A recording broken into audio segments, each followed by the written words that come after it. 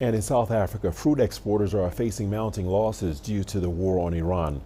The crisis is threatening a $1.3 billion export market to the Middle East, with an estimated 167 containers of stone fruit from South Africa said to be currently stuck at sea.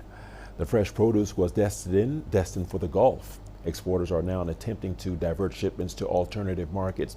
However, those efforts are complicated by different regulatory standards, limited market capacity, and additional logistics costs.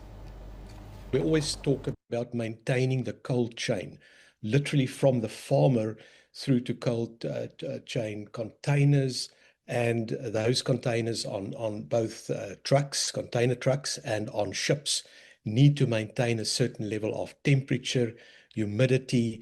Otherwise, you will have spoilage because it takes quite some time for that fruit to reach its destination. Certainly for the fruit exporters, it is not a good situation at the moment. The Middle East itself has become a very large growing market for us, also largely in recent years due to the tariff issues with the US.